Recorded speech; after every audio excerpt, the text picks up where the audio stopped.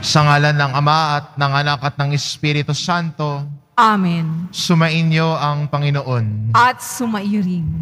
Mga kapatid, aminin po natin ang ating mga kasalanan upang marapat tayong gumanap sa banal na pagdiriwang.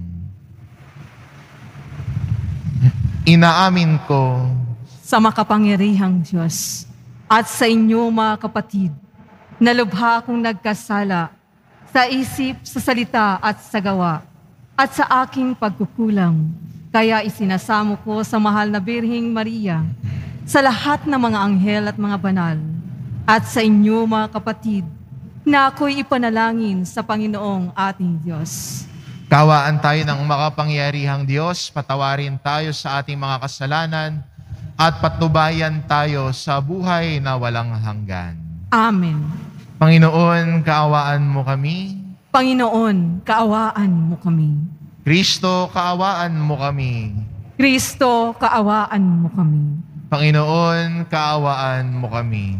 Panginoon, kaawaan mo kami.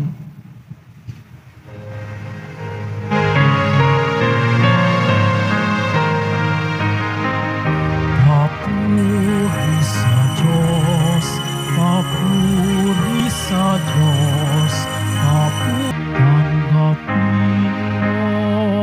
ang aming kahilingan. Tanggapin mo ang aming kahilingan. Ikaw na naluluklok sa kanan ng Ama, maawa ka sa amin, sapagkat ikaw lamang ang banal at ang kataas-taasan. Ikaw lamang, O Jesucristo, ang Panginoon, kasama ng Espiritu Santo sa kadakilaan ng Diyos Ama. Amen. Ng Diyos Ama. Amen. Papuri sa Diyos. Papuri sa Diyos. Papuri sa Diyos sa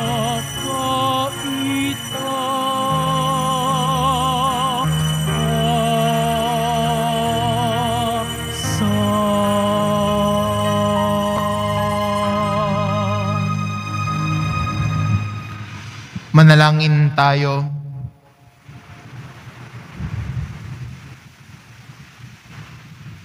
Diyos na totoo at tao namang totoo, Panginoon naming Jesucristo, ang huling hapunan ay inilagak mo para kami magkasalo-salo sa alaala ng iyong pagpapakasakit ukol sa mga tao. Ipagkaloob mo ang aming kahilingang ang iyong katawan at dugo ay aming idangal sa pagdiriwang upang ang dulot mong kaligtasan ay lubos naming mapakinabangan kasama ng Espiritu Santo magpa sa walang hanggan. Amen. Magsiupo muna po ang lahat. Pagbasa mula sa aklat ng Deuteronomio.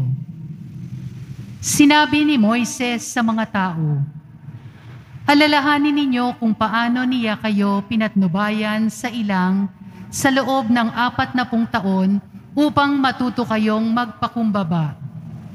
Sinubok niya kayo kung susundin ninyo siya. Tinuruan nga kayong magpakumbaba.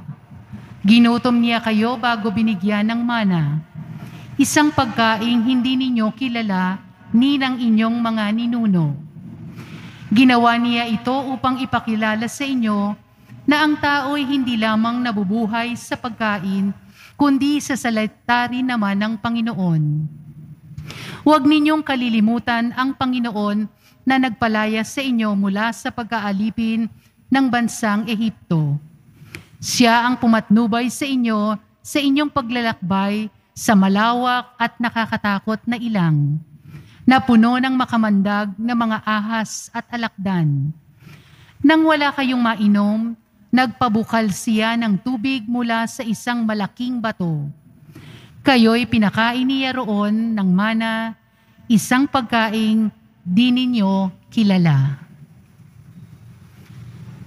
Ang salita ng Diyos. Salamat sa Diyos. Purihin mo, Jerusalem, ang Panginoong butihin. Purihin mo, Jerusalem, ang Panginoong butihin. Purihin mo, Jerusalem, purihin ang Panginoon. Purihin mo ang iyong Diyos, kayong mga taga-Siyon. Yaong mga pintuan mo ay siyang ang mag-iingat. Ang lahat ng inyong lingkod ay siya ang nagbabasbas. Purihin mo, Jerusalem, ang Panginoong butihin. Ginagawang matahimik yaong mga hangganan mo, bibigyan kang kasiyahan sa kaloob niyang trigo. Kung siya ay naguutos, agad itong natutupad, dumarating sa daigdig na hindi na nagluluwat. Purihin mo, Jerusalem, ang Panginoong butihin. Kay Jacob niya ibinigay ang balita at pabilin, ang tungtuning mga aral ibinigay sa Israel. Ang ganitong karapatan ay wala ang ibang bansa, pagkat hindi nila batid ang utos na itinakda. Purihin ang Panginoon. Purihin mo, Jerusalem, ang Panginoong butihin.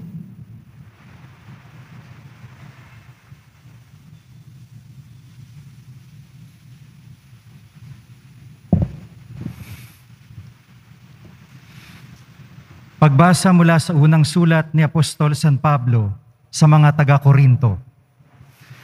Mga kapatid, hindi ba't ang pag-inom natin sa kalis ng pagpapala na ating ipinagpapasalamat ay pakikibahagi sa dugo ni Kristo, at ang pagkain natin ng tinapay na ating pinaghahati-hati ay pakikibahagi naman sa kanyang katawan? Kaya nga, yamang isa lamang ang tinapay, tayo'y iisang katawan, bagamat marami, sapagkat nakikibahagi tayo sa iisang tinapay. Ang salita ng Diyos. Salamat sa Diyos. Magsitayo na po ang lahat. Pagkain mula sa langit, ngayoy hain sa daigdig, handog ng kaibig-ibig, kailan may di masasaid. Pag-aing inilakad, nangyalay si Isaak, ang korderong nagliligtas, ang mana ng nagsilikas. Pastol naming mapagmahal, kami iyong kaawaan, gawin dapat makinabang sa pagkain iyong alay. Hanggang langit ay makamtan, magagawa mo ang lahat upang tanan ay maligtas.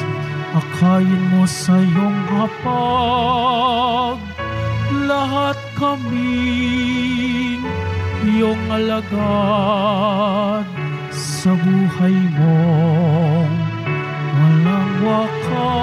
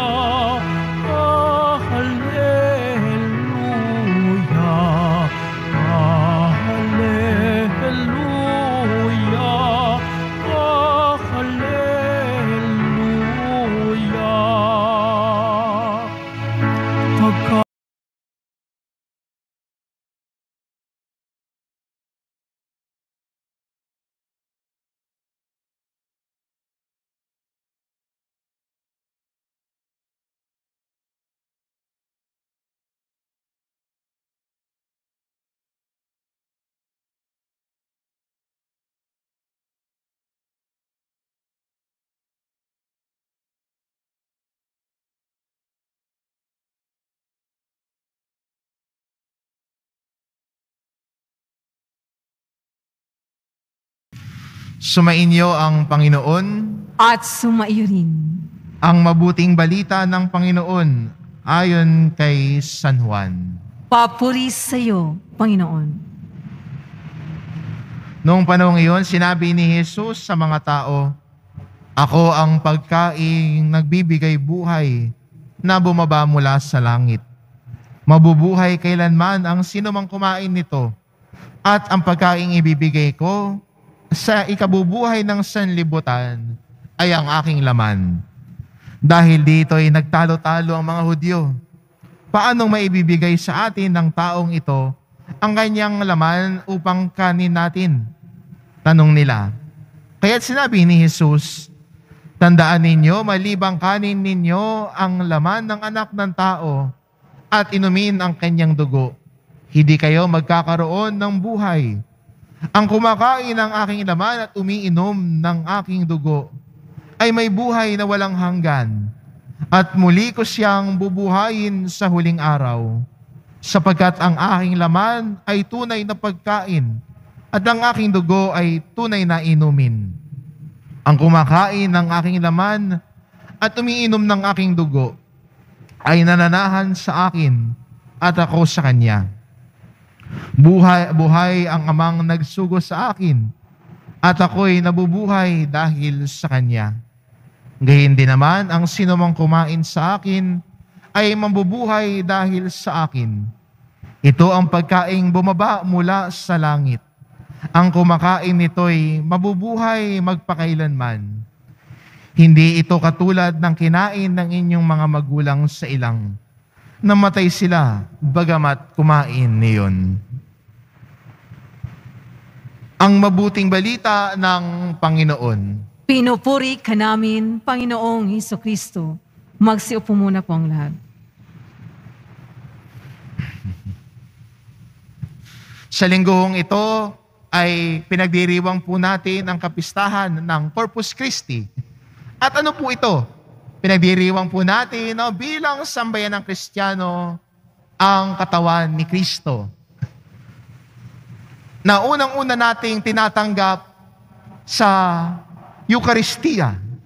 Sa pagdiriwang ng misa, tinatanggap natin ang katawan ni Kristo na siyang pagkain natin. Ang Eucharistia, ang pagtanggap natin ng katawan ni Kristo, ay patuloy nating pagkain sa ating paglalakbay. Hindi ba't gano'n naman? Pag wala kang pagkain, nagugutom ka.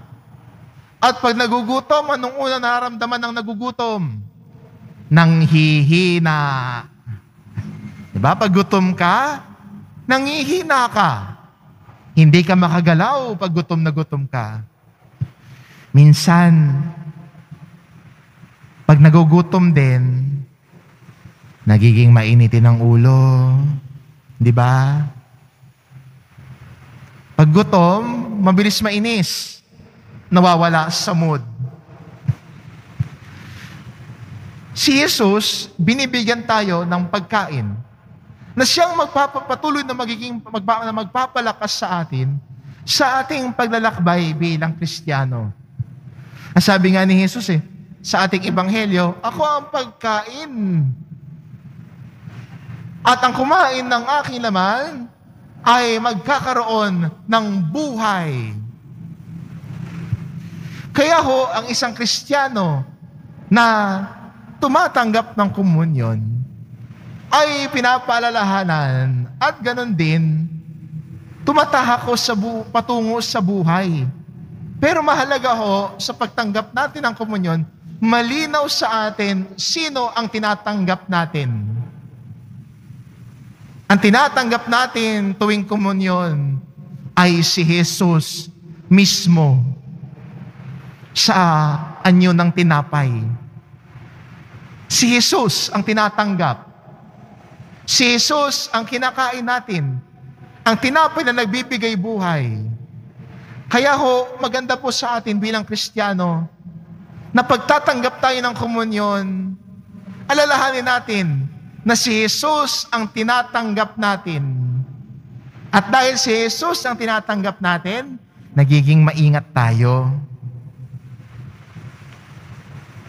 Dahil alam natin na nasa kamay natin ay hindi basta tinapay lamang.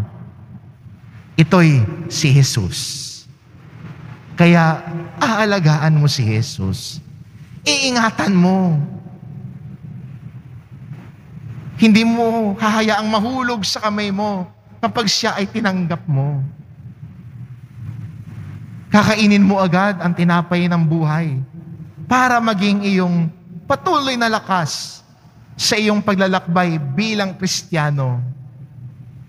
Maging tinapay na nagbibigay lakas sa atin para patuloy pa rin tayo magmahal bilang mga Kristiyano.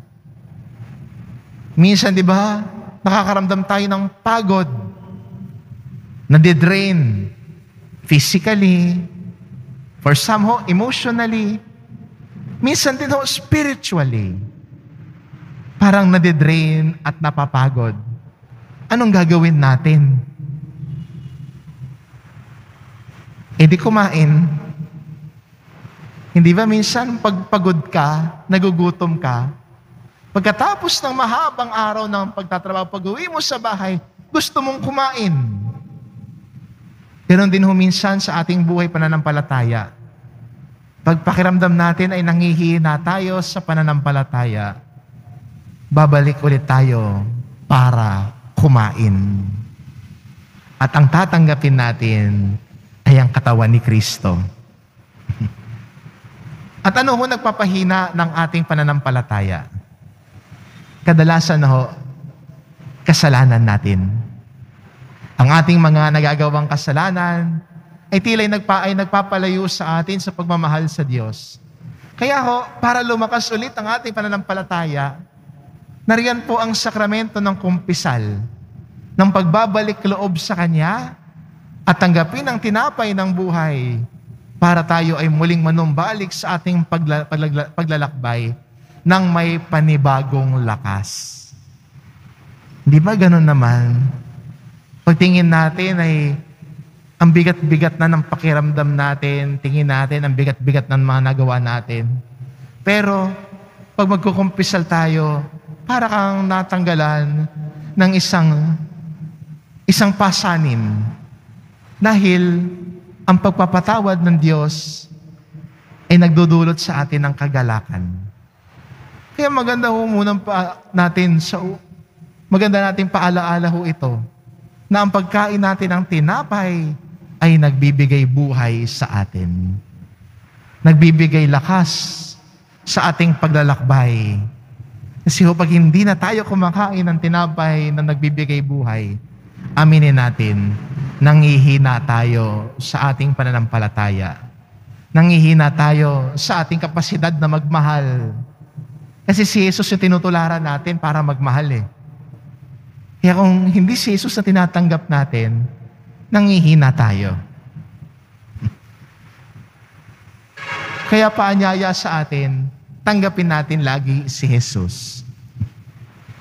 Pangalawa sa ating ikalawang pagbasa, pinapaalalahanan din po tayo ni Jesus, ni San Pablo, sa pamamagitan ng pagtanggap natin ng katawan ni Kristo, nagiging ugnayan tayo, nagiging sanhi tayo ng ugnayan sa bawat isa. Sabi nga ni Pablo,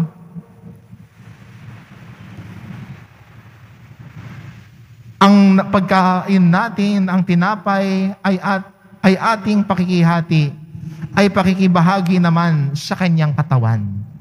Kaya magandang pansinin, ang katawan ni Kristo, hindi lang po yung tinatanggap nating tinapay, hindi lang ang ostya na ating pinakain, na nagpapalakas po ng ating pananampalataya. Maganda ring mapansin po na ang katawan ni Kristo ay ang pamayanan din. Ang katawan ni Kristo ay ang simbahan din. Kaya ang pagtanggap natin ng katawan ni Kristo sa komunyon ay nag-uudyok din sa atin para magmisyon. Anong palalakasin din natin? Palalakasin din natin ang katawan ni Kristo. Palalakasin natin ang ating pamayanang Kristiyano bilang biyaya ng pagtanggap natin ng katawan ni Kristo sa Eucharistia. Kaya ho, ang ating pananampalataya hindi lang po para sa akin. Hindi lang ako at ang Diyos, kundi kasama ng ating pananampalataya ay nabibilang tayo sa isang pamayanan at komunidad. Kaya yakapin din po natin ang misyong ito na sa ating pagkain ng tinapay, ng buhay, ang katawan ni Kristo na tinatanggap natin sa Eucharistia, na nagpapalakas ng ating kalooban, na nagpapalakas din ng ating pananampalataya, ay humamon din sa atin sa pagyakap ng misyon bilang mga Kristiyano, na ang katawan ni Kristo, ang pamayan ng Kristiyano, ay atin din pong palakasin. May kita po ito sa ating pagmamalasakit sa bawat isa. Hindi magsisiraan. Pangit naman kung pagtanggap mo ng katawan ni Kristo, pagkatapos maninira ka na ng kapwa mo. Magkakalat ka na ng chismis. Pag-uusapan mo yung buhay ng may buhay, tapos kakatanggap mo lang ng katawan ni Kristo. Parang hindi yata nag-uugnay. Na yung tinapay ng buhay sana magpalakas sa atin sa pagmamahal at pagkalinga sa kapwa, parang nalilimutan natin na yun yung nagbibigay lakas sa atin. Kaya magandang tanong pag ganoon ang ginagawa naniniwala ka ba talaga na katawan ni Kristo ang tinatanggap mo? Naniniwala ka ba talaga na katawan ni Kristo ang tinatanggap mo? Kasi kung sasagot mo sa akin, Opo, Father, naniniwala po ako, katawan ni Kristo ang tinatanggap ko. Hayaan mo yung katawan ni Kristo ang maghumubog sa buhay mo para lumago ka sa pananampalataya at pagmamahal sa kapwa mo. Para ang katawan ni Kristo ang pamayanan ay itaguyod natin. Ang ating kapatid sa pananampalataya ay palakasin din natin ang kanilang pananampalataya. Hindi natin ibababa ang kapwa natin. Hindi natin pagmamalupitan o gagawa ng isang bagay na makakasakit ng kapwa natin. Kasi 'di ba, ang pinalalakas natin ay ang pamayan ng Kristiyano. Tayo bilang magkakapatid sa ngalan ng Panginoon, itong palalakasin natin. Pagbibigay pag-asa sa bawat isa. Pakikipag-ugnayan sa bawat isa. Hindi ho nagkakanya-kanya. Hindi ho nag-iisip, bala ka dyan, wala na akong pakialam sa iyo Kung katawan ni Kristo ang tinatanggap natin, may pakialam tayo sa kapwa natin. Pag siya'y nangangailangan, kailangan nating tulungan siya. May pakitayo sa kapwa natin. Hindi naman ho yung parang lahat na lang binapansin mo, no? Pag may nangangailangan sa iyong kapwa mo, lalo na kung kailangan niya ng kausap, pakiramdam niya ay nag-iisa siya, nalulungkot, nabibigatan sa mga problema, baka pwede nating palakasin ang kapatid nating ito na nangihina sa pananampalataya, may pinagdadaan ng problema. Kahit yung tipong may kausap lang siya, at makausap natin at mabigyan ng pag-asa, sa totoo lang malaking bagay na ho yun. Palakasin natin ang katawan ni Kristo. Yun po yung mission natin bilang pagtanggap natin ng komunyon. Sa komunyon, tinatanggap si Kristo mismo at hamon sa atin ang pagmamahal ni Kristo ay ibahagi ho sa iba. Maganda pong paalala sa atin ng ating pagdiriwang ng Eucharistia na binibigyan diin po ang katawan ni Kristo, na tayo din po bilang mga Kristiyano ay magdiwang din po ng Eucharistia ng mabuti. Kasama po doon ay ang ating pakikibahagi sa pagdiriwang ng misa. Kaya ho, maganda rin po na paalala sa atin bilang mga Kristiyano na ang misa po ay isang buong pagdiriwang. Sana wala na pong mga Kristiyano na gagawing sine ang Eucharistia. Dumating ako ng homily, sa susunod na misa, aalis ako ng homily. Sana wala na pong ganun ang gagawin. Sana wala na rin ng mga Kristiyano na pagkatapos ho ng komunyon, ay lalabas na ng simbahan at pupunta na ho ng Jollibee para kumain. Ang simula ho ng Eucharistia ay sa pagsabi ng sangalan ng Ama at natatapos po sa huling pagbabasbas. Sayang naman kung komunyon aalis ka na, hindi ka umabot sa pagbabasbas. Sayang naman kung ang tingin natin sa Eucharistia ay hindi isang buong pagdiriwang, pero ginagawa natin parang sine. Na late ka, dumating ka, papuri. Sa susunod na misa, pag kinakanta na yung papuri, ito na yung naabutan ko, tara, uwi na tayo. Minsan, aminin natin, may mga pagkukulang din tayo mga Kristiyano. At maganda rin sa pagdiriwang natin ng kapistahan ng Corpus Christi, ay mapaalalahanan din tayo ng mabuti at mahusay na pagdiriwang natin ng banal na Eucharistia. Na buo ang ating pakikiisa at buo ang ating puso at damdamin sa pagdarasal at pagbibigay papuri sa Panginoong Hesukristo na tinatanggap natin sa anyo ng tinapay. Amen.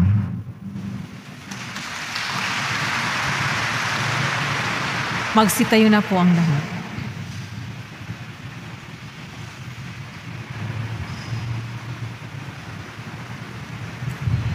Sumasampalataya ako Sa Diyos Amang makapangyarihan sa lahat, na may gawa ng langit at lupa. Sumasampalataya ako kay Jesucristo, iisang anak ng Diyos, Panginoong nating lahat. Nagkatawang tao siya lalang ng Espiritu Santo. Ipinanganak ni Santa Mariang Birhen. Pinagpakasakit ni Poncio Pilato. Ipinako sa krus na matay inilibing. Nanaog sa kinaroroonan ng mga yumao. Na may ikatlong araw na buhay namang uli, umakyat sa langit, naluluklok sa kanang ng Diyos Amang makapangyarihan sa lahat. Doon magmumulang paririto at hukom sa nangabubuhay at nangamatay na tao. Sumasampalataya naman ako sa Diyos Espiritu Santo, sa madalas simbahang Katolika, sa kasamahan ng mga banal, sa kapatawaran ng mga kasalanan, sa pagkabuhay na muli ng mamatay na tao, at sa buhay na walang hanggan. Amen. Minamahal na mga kapatid, hilingin natin sa Diyos Ama, sa pamamagitan ng kanyang anak na si Jesus, na pawiin ang ating pagkagutom at busugin tayo sa kanyang pagpapala at biyaya. Ating idalangin, Panginoon, dinggin mo kami. Panginoon, dinggin mo kami. Mamuhay nawa ng may katapatan sa Eucharistia ang mga pinuno ng simbahan upang ang dakilang pagsasalong ito ay tunay na maging sagisag ng aming pananalig kay Kristong anak mo at paglilingkod sa aming kapwa. Manalangin tayo. Panginoon, dinggin mo kami. Maranasan nawa ng mga pinuno ng aming pamayanan ang nakapagpapanibagong kapangyarihan ng Eucharistia at hayaan itong ipagbuklod kami sa kultura ng kapayapaan, pagkakaisa at pagbabago. Manalangin tayo.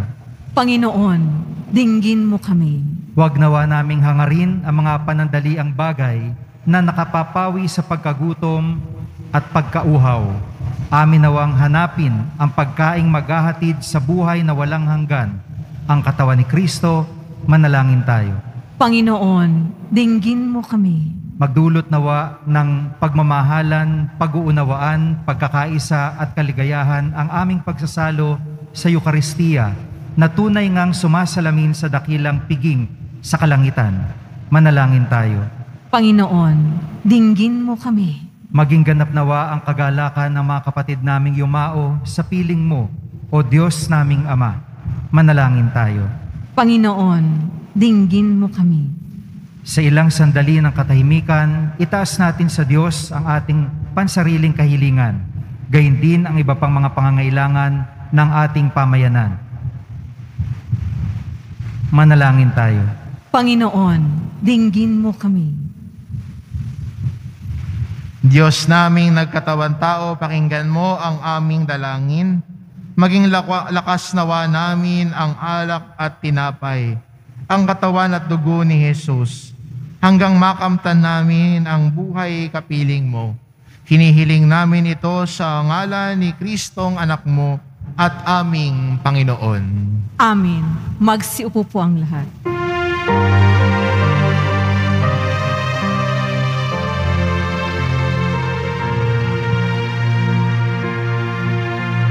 Nawa'y dalhin ng iyong anghel ang aming panalangin sa iyong dambana, katulad ng halimuyak ng insensong umaakyat sa kalangitan. Handog namin sa iyo, Ama, ang tinapay at alak na ito, handog ng bayang umaasa, sumasamba't nagmamahal sa'yo.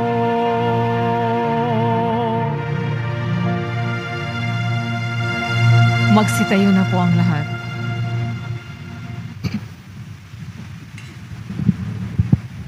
Manalangin kayo mga kapatid, ito pang ang paghahain natin ay kalugdan ng Diyos amang makapangyarihan.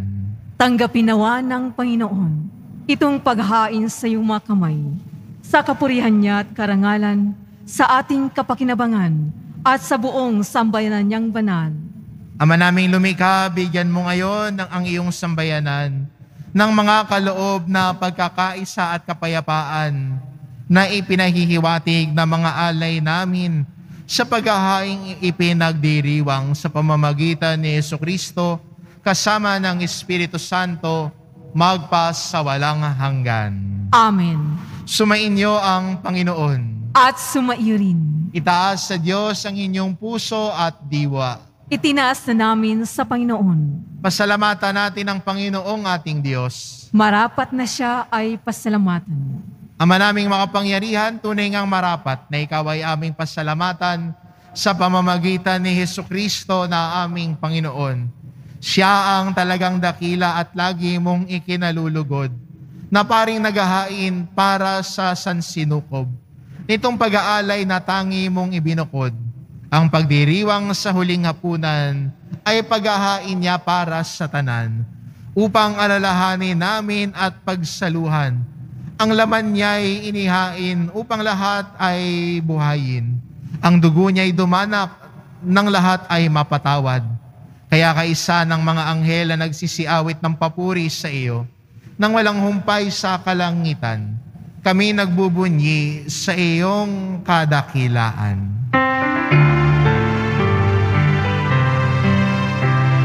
Banal ka poong may kapal, banal ang iyong pangalan, banal ang iyong kaharian. Langit lupa'y nagpupugay sa iyong kadakilaan. Inarakila ng lahat ang naparito mong anak, na siyang nagmulat sa bulag, sa bilay ay nagpalakad at nakiramay sa lahat. Magsiluhod po ang lahat. Ama namin banal, ikaw ang bukal ng tanang kabanalan. Kaya't sa pamamagitan ng iyong Espiritu, gawin mong banal ang kaloob na ito, upang para sa amin maging katawan at dugo ng aming Panginoong Jesucristo. Bago niya pinagtiis ang kusang loob na maging handog, hinawakan niya ang tinapay, pinasalamatan kanya. Binagati-hati niya iyon, iniabot sa kanyang mga alagad at sinabi, Tanggapin ninyong lahat ito at kanin ito ang aking katawan na ihahandog para sa inyo.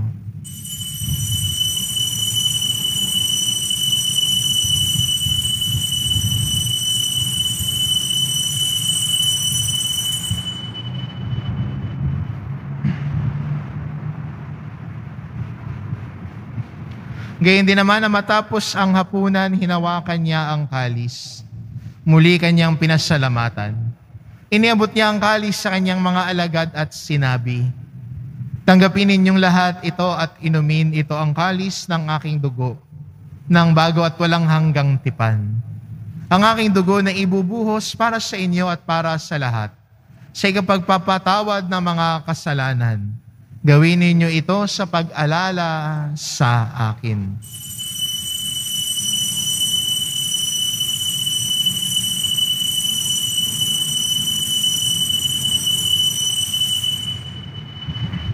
Magsitayo po ang lahat.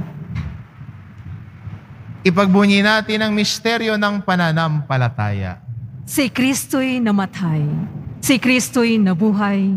Si Kristo'y babalik sa wakas ng panahon. Ama, ginagawa namin ngayon ang pag-alala sa pagkamatay at muling pagkabuhay ng iyong anak, kaya't inaalay namin sa iyo ang tinapay na nagbibigay buhay at ang kalis na nagkakaloob ng kaligtasan. Kami nagpapasalamat dahil kami iyong minarapat na tumayo sa harap mo para maglingkod sa iyo. Isinasamo namin kaming magsasalo-salo sa katawan at dugo ni Kristo ay mabuklod sa pagkakaisa sa pamamagitan ng Espiritu Santo. Ama, lingapin mo ang iyong simbahang laganap sa buong daigdig. Puspusin mo kami sa pag-ibig kaisa ni Francisco na aming Papa at ni Jose na aming Obispo at ng Tanang Kaparian. Alalahanin mo rin ang mga kapatid naming nahimlay na may pag-asang sila'y muling mabubuhay, gayon din ang lahat ng mga pumanaw. Kaawaan mo sila at patuloyin sa iyong kaliwanagan. Kaawaan mo at pagindapatin kaming lahat na makasalo sa iyong buhay na walang wakas. Kaisa na mahal na Birheng Maria na Ina ng Diyos, ng kabiyak ng puso niyang si San Jose, kaisa ng mga apostol at ng lahat ng mga banal, na namuhay dito sa daigdig ng kalugod-lugod sa iyo. May pagdiwang nawa namin ng pagpupuri sa ikararangal mo sa pamamagitan ng iyong anak, na aming Panginoong Hesukristo. Sa pamamagitan ni Kristo, kasama niya at sa Kanya, ang lahat ng parangal at papuri ay sa iyo, Diyos amang makapangyarihan, kasama ng Espiritu Santo, magpasawalang hanggan.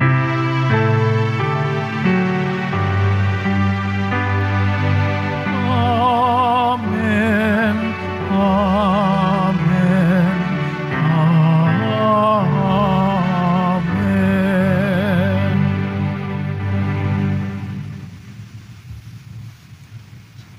Sa tagubilin ng mga nakagagaling na utos at turo ni Jesus na Panginoon natin at Diyos, ipahayag po natin ng lakas loob.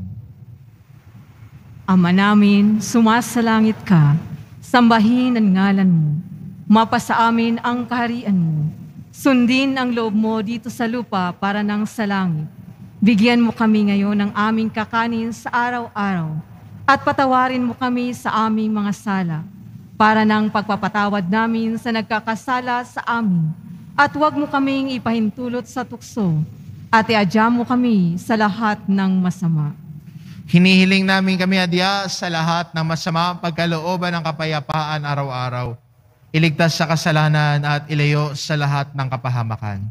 Samantalang aming pinananabikan ang dakilang araw ng pagpapahayag ng tagapagligtas naming si Hesukristo. Sapagkat iyo ang kaharian, at ang kapangyarihan, at ang kapurihan, magpakailanman. Amen. Panginoong Hesukristo, sinabi mo sa iyong mga apostol, "Kapayapaan ang iniiwan ko sa inyo, ang aking kapayapaan ang ibinibigay ko sa inyo. Tungayan mo ang aming pananampalataya at huwag ang aming pagkakasala. Pagkalooban mo kami ng kapayapaan at pagkakaisa, ayon sa iyong kalooban kasama ng Espiritu Santo, magpasawalang hanggan. Amen. Ang kapayapaan ng Panginoon ay laging sumainyo. At sumaiyo rin. Magbigayan kayo ng kapayapaan sa isa't isa. Kordero ng Diyos na nag-aalis ng mga kasalanan ng sanlibutan, maawa ka sa amin. Kordero ng Diyos na nag-aalis ng mga kasalanan ng sanlibutan, maawa ka sa amin. Kordero ng Diyos na nag-aalis ng mga kasalanan ng sanlibutan, ipagkaloob mo sa amin ang kapayapaan. Magsiluhod po ang lahat.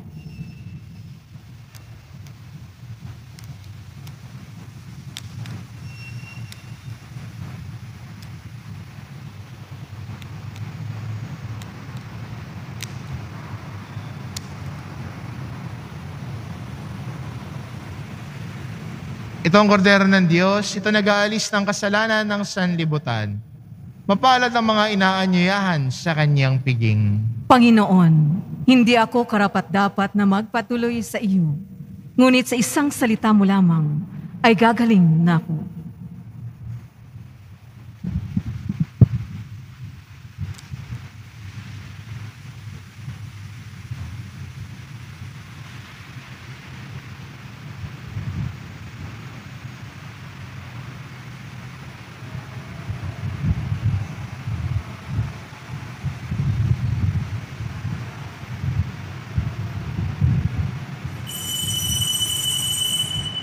Para sa lahat ng tatanggap ng banal na komunyon, sasagot po tayo ng amin, pagkasabi ng pari o ng lay minister ng katawan ni Kristo at isubo agad sa bibig bago umalis sa harapan ng pari o lay minister. Sumunod po tayo. Maraming salamat po.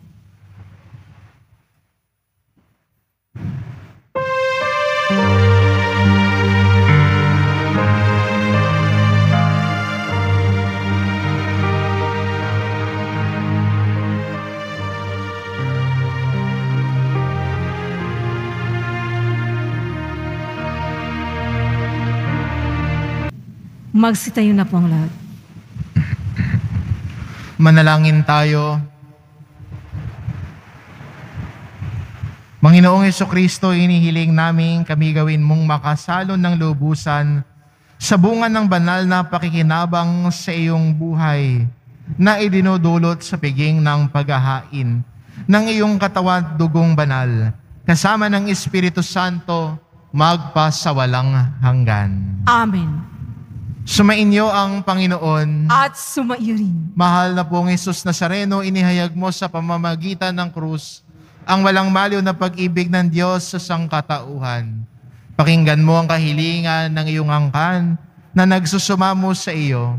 Makakaptanawa nila ang iyong katugunan at tanggapin ang kasagutan ng may utang na loob na tinatanaw.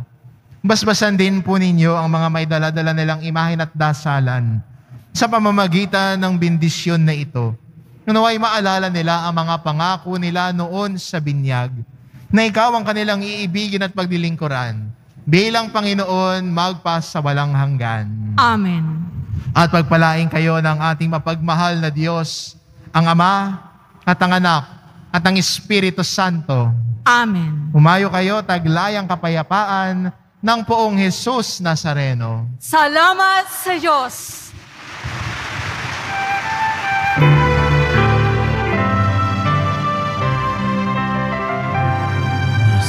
Padre Jesus Nazareno, sinasamba ka namin, pinipintuho ka namin, aral mo ang aming buhay at kaligtasan. Cristo Padre Jesus Nazareno, iligtas mo kami sa kasalanan. Ang krus mong kinamatayan ay sagisag ng aming kaligtasan.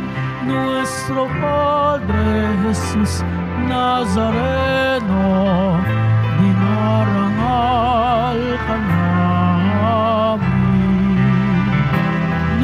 nuestro Padre Jesús Nazaret.